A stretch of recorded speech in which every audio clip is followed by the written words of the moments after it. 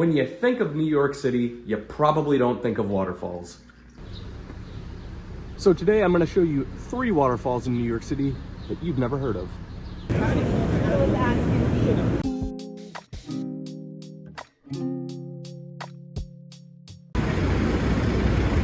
So I'm going to be ranking today's waterfalls in 3 separate categories, all on a scale of 1 to 10. First category is size and scale. How big is the waterfall? Pretty plain, cut and dry.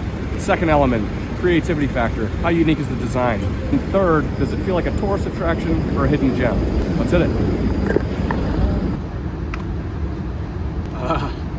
First up, we got the McGraw-Hill Waterfall, which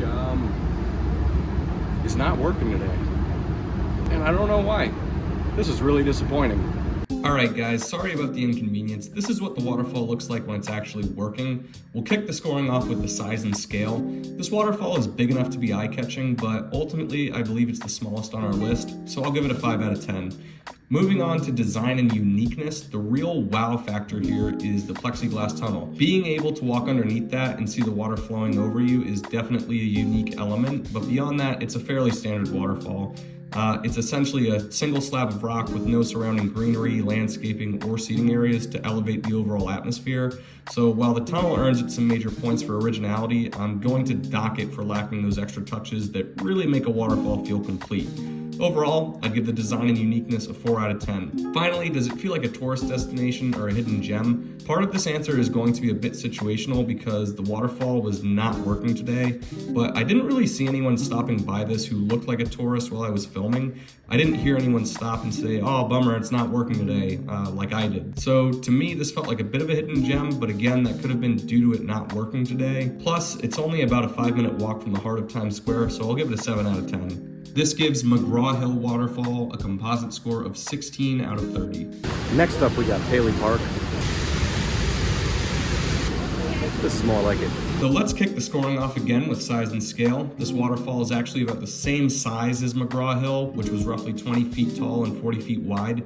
But since there isn't a big cutout breaking up the flow, it creates the impression of a much larger, uninterrupted wall of water.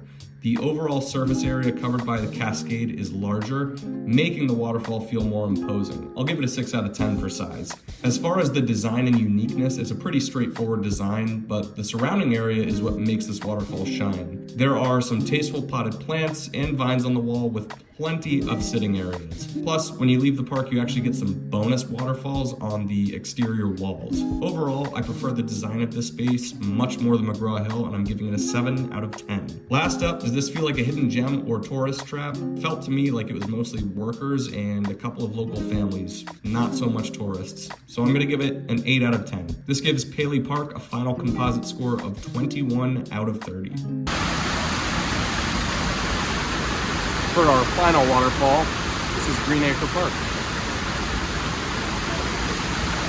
Kicking off with size and scale, on the surface, this might not look as big as the other two, but when you factor in how the waterfall is staggered with different layers, it actually covers quite a bit of surface area. Add in the side streams that basically act as a second set of waterfalls, and there's a lot of flowing water in this space. I'm giving it an 8 out of 10. As for the design and uniqueness, I love how the waterfall itself has different layers and actually sits in a sunken area of the park. The flowers and plants are beautiful, there's a lot of variety, plenty of places to sit, and honestly have no complaints about the design of this space. It gets a 10 out of 10. Finally, does it feel like a tourist trap or hidden gem? While I did see quite a few people here, of the 3 waterfalls we saw today, this one actually sits the furthest from the heart of Midtown, meaning foot traffic tends to be lighter. That being said, I did see a few people popping in who seemed to be seeking out the waterfall specifically, and not just workers who were on a lunch break. For that reason, I'll keep it to a 7 out of 10. This gives Greenacre Park a composite score of 25 out of 30.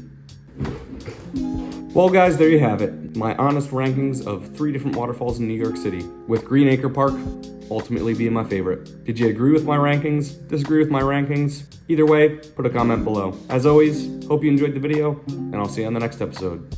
Peace.